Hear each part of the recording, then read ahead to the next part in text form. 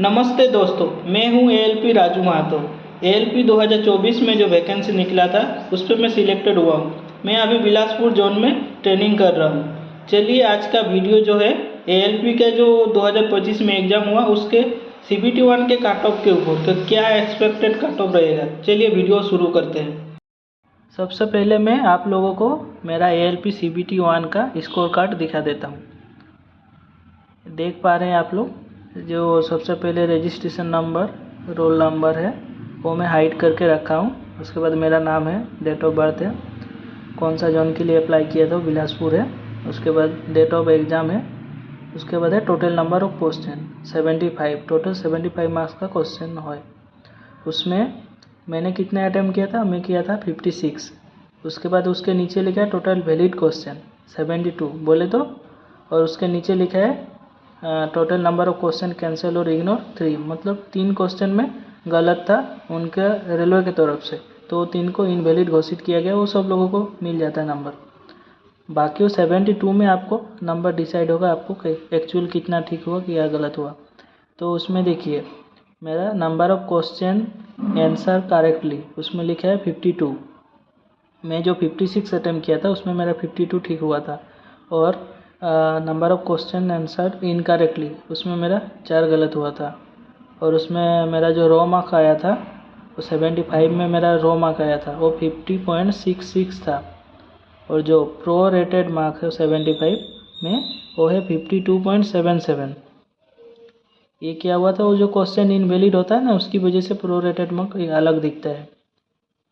और उसके बाद है नॉर्मलाइज मार्क 74.488, ये 100 मार्क में होता है। और उसके बाद देखिए परसेंटाइल स्कोर लिखा है। परसेंटाइल स्कोर बोले तो 98.11।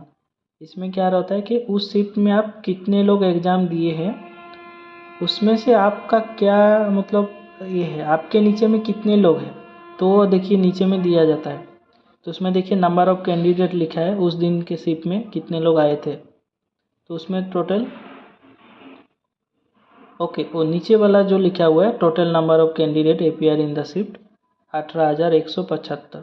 इतना बच्चे उस दिन मेरे शिफ्ट में एग्ज़ाम दिए थे। और उसमें से मेरे नीचे में कितने लोग थे, मेरे नीचे में थे 17,833। इतने लोग मेरे से नीचे में थे और मैं उन लोगों के ऊपर में था। तो उसमें नीचे सबसे उसके नीचे लिखा हुआ है short listed for stage 2 CBT 2 yes और नो। मैं CBT 2 के लिए एलिजिबल हूँ कि नहीं, तो उसमें लिखा है यस। तो यही मेरा था स्कोर कार्ड। पहले देख लेते हैं कि 2024 में कितना वैकेंसी आउट हुआ था। 2024 में टोटल 18,799 वैकेंसी आउट हुआ था। और इस बार का कितना हुआ है, इस बार आया है 9,970। तो 2024 में जो वैकेंसी निकला था उसमें सबसे ज़्यादा कहाँ पे वैकेंसी था, सबसे ज़्यादा था आपका बिलासपुर जोन, जी 4,435 वैकेंसी था। उसके बाद था आपका सिकंदराबाद 2,528। और उसके बाद था मुंबई 1,745। और उसके बाद था 1,576। ये 4 जोन था जहाँ पे सबसे ज़्यादा वैकेंसी निकली थी। और अगर इस बार का देखेंगे 2025 वाला, तो इसमें सबसे ज़्यादा जो आपको वैकेंसी देखने मिलेगा वो है सिकंदराबाद 1,500 वैकेंसी निकला है। उसके बाद है भुवनेश्वर 928। उसके बाद है मुंबई 740। उसके बाद है कोलकाता 720। तो पिछले साल का जो कट ऑफ गया था उसमें सबसे ज़्यादा जो UR का कट ऑफ गया था वो है 72.08 मुजफ्फरपुर। और उसके बाद गया था 67.59 पटना में। और उसके बाद 63.9 गोरखपुर एंड 63.44 कोलकाता।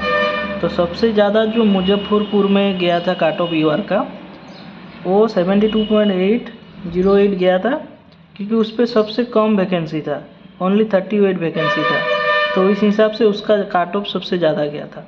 और ये जो आप कट ऑफ देख पा रहे हैं, ALP का जो CBT 1 का एग्ज़ाम होता है वो 75 मार्क्स का एग्ज़ाम होता है। लेकिन ये जो कट ऑफ बना हुआ है ये आपका 100 मार्क में वो बना के दिया है कि आप 75 में कितना आ रहा, तो उसका जो नॉर्मलाइज होकर जो 100 मार्क्स में कितना आपका आ रहा है स्कोर कार्ड में जो दिखता है उसके बिहाफ में ये रैंक बना हुआ है। उसके बिहाफ में ये जो है रैंक। तो देखेंगे अगर तो सबसे ज़्यादा हमारा गया था मुजफ्फरपुर, उसके बाद गया था इधर पे पटना और कोलकाता, गोरखपुर, ये सब जगह में यूआर का कट ऑफ सबसे ज़्यादा गया था। और बाकी अगर देखेंगे ओबीसी के कट ऑफ, तो ओबीसी के कट ऑफ सबसे ज़्यादा गया था पटना में, सबसे ज़्यादा गया था मुजफ्फरपुर, उसके बाद पटना और प्रयागराज और भुवनेश्वर ओबीसी कैटेगरी में। अगर ईडब्ल्यूएस कैटेगरी में देखेंगे तो सबसे ज़्यादा गया था आपका मुजफ्फरपुर, पटना।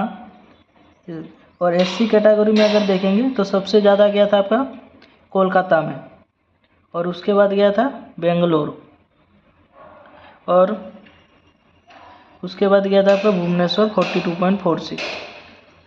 और एसटी कैटेगरी में अगर देखेंगे तो सबसे ज़्यादा जो जहाँ पे कट ऑफ गया था वो था मालदा में 39.81। और अगर देखते कि सबसे कम कहाँ पे कट ऑफ गया था, सबसे कम कट ऑफ गया था चंडीगढ़, यूआर कैटेगरी में गया था 40.09। और उसके बाद था तिरुवनंतपुरम 48.93। और ओबीसी कैटेगरी में सबसे कम कहाँ पे कट ऑफ गया था, वो भी चंडीगढ़ में गया था 30.01। और ईडब्ल्यूएस में देखेंगे तो ईडब्ल्यूएस में सबसे कम गया था आपका अहमदाबाद 40.01। और एससी कैटेगरी में सबसे कम कहाँ पे कट ऑफ गया था, चंडीगढ़ 30.01। और एसटी कैटेगरी में सबसे कम कहाँ पे कट ऑफ गया था, एसटी कैटेगरी में गया था प्रयागराज 25 मार्क्स। ये सब देखने के बाद आप लोगों को पता चल गया होगा कि लास्ट टाइम जो 100 मार्क में कट ऑफ निकला था वो ज़्यादा नहीं है। यूआर के लिए आपका 60 के करीब है, ऑलमोस्ट एक दो जगह में आपका ज़्यादा है। और ओबीसी के लिए आपका 40 to 45 के रेंज में ही है, एक दो जगह में ज़्यादा है। और जो ईडब्ल्यूएस कैटेगरी है उसमें सब जगह में 40 के करीब ही है। और एससी कैटेगरी में अगर देखेंगे आप तो एससी में भी आपको 35 to 40 के रेंज में आपको कट ऑफ दिखने मिल जाएगा। और जो एसटी कैटेगरी है, एसटी कैटेगरी में अगर देखेंगे आप तो ज़्यादातर चीज़ 30 के नीचे में ही है, एक दो जगह में ज़्यादा बढ़ा है, बाकी सब जगह में 30 के नीचे में है। आप लोगों को लगेगा कि लास्ट टाइम तो ज़्यादा वैकेंसी था, इस बार वैकेंसी कम है तो कट ऑफ ज़्यादा जाएगा, लेकिन ये है नहीं एक्चुअल में। ऑलरेडी बहुत सारे लोग ज्वाइन कर लिए हैं, एएलपी में ज्वाइन किए, आरआरबी जेई में किए हैं, ग्रुप डी में किए, टेक्नीशियन वगैरह जो निकले थे इसमें। तो लास्ट टाइम बहुत सारा वैकेंसी निकला था और उसमें सभी जगह में लोग भर्ती हो गए ऑलरेडी। तो वैकेंसी उतना कम भी होगा तो ज़्यादा जाएगा नहीं कट ऑफ। और एक्चुअल में अगर देखेंगे तो पढ़ने वाले लड़के बहुत कम ही रहते हैं, फॉर्म फिलअप करते हैं ठीक है, लेकिन पढ़ने वाले कम ही है, तो कंपटीशन उतना ज़्यादा है नहीं। लोग बोलते हैं कंपटीशन है, कंपटीशन नहीं है। अगर 100 मार्क में देखेंगे आप तो यूआर कैटेगरी में सबसे ज़्यादा से ज़्यादा आपको जो रेंज दिख रहा है वो 60 to 65 के रेंज में ही दिख रहा है। और ओबीसी कैटेगरी में आपको 40 से 45 के बीच में दिख रहा है, एक दो जगह में थोड़ा ज़्यादा गया। ईडब्ल्यूएस तो आपका 40 से ऊपर गया ही नहीं, एक दो जगह छोड़ के। एससी कैटेगरी में तो आपको 35 से 40 के बीच में है। एसटी कैटेगरी में तो आपको 25 ही मतलब एवरेज दिख रहा है, 25 ही ज़्यादा जगह पे है। तो इसके लिए ज़्यादा कट ऑफ का चिंता मत कीजिए, ज़्यादा कट ऑफ ज़्यादा जाएगा नहीं। कुछ लोगों को लगेगा कि इस बार कट ऑफ ज़्यादा जा सकता है क्योंकि साइंस तो आया नहीं, साइंस के बदले में रीजनिंग वगैरह आ गए, मैथ वगैरह आ गए, तो इसमें कट ऑफ ज़्यादा जाएगा। लेकिन उतना भी कुछ ज़्यादा जाएगा नहीं, क्योंकि सब लोग तो पढ़ाई करते ही हैं, मैथ रीजनिंग तो सभी लोग किए हैं। और कुछ लोगों के लिए थोड़ा ये होगा क्योंकि जिन लोगों का पहले दिन एग्ज़ाम हुआ उन लोगों के लिए थोड़ा मे बी थोड़ा अनएक्सेप्टेबल हो सकता है, लेकिन फिर वो जब नॉर्मलाइज हो जाएगा तो रैंक एक ठीक जगह पे आ जाएगा, तो उसके लिए आप टेंशन मत लीजिए। लास्ट टाइम जहाँ पे सबसे ज़्यादा वैकेंसी निकली थी उस जोन का कितना कट ऑफ गया था वो भी एक बार हम लोग देख लेते, तो उसके लिए मैं अलग से हाईलाइट कर दिया हूँ येलो कलर से। तो सबसे ज़्यादा जो वैकेंसी निकला था वो बिलासपुर में निकला था, तो उसमें आपका टोटल 4435 था।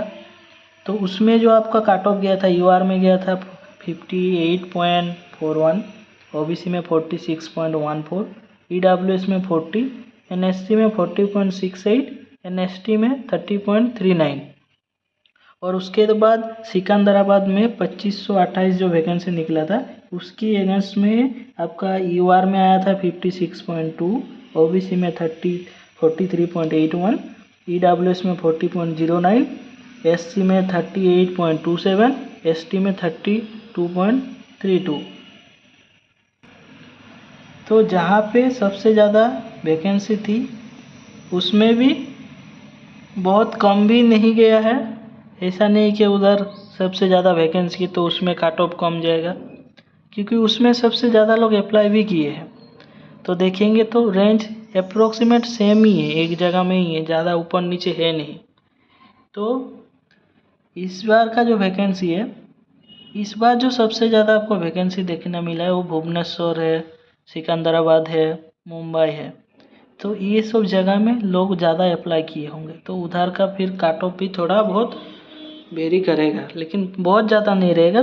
बाकी जोन की तुलना में 1-2 नंबर ही ऊपर नीचे रहता है, बाकी सब एक ही रहता है।